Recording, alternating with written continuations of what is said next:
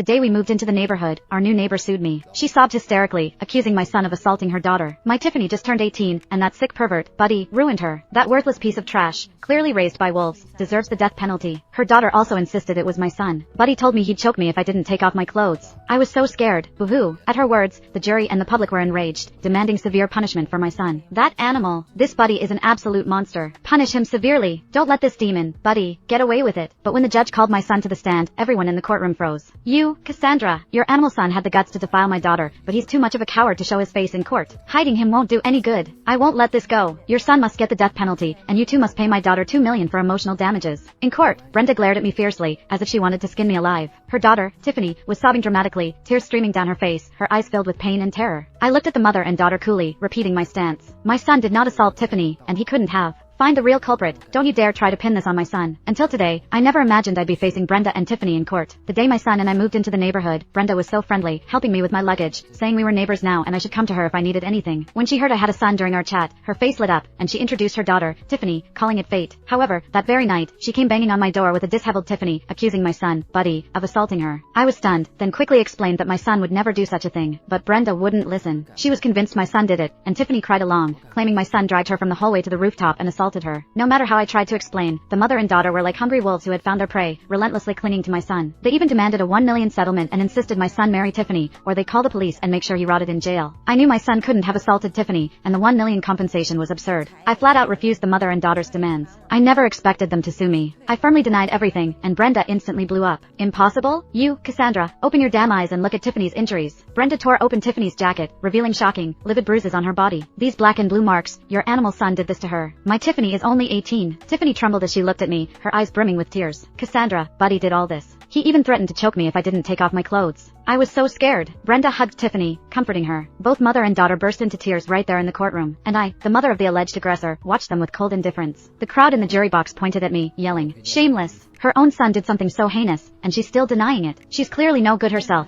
The apple doesn't fall far from the tree. Poor Tiffany, so young to go through something like this. It'll haunt her forever."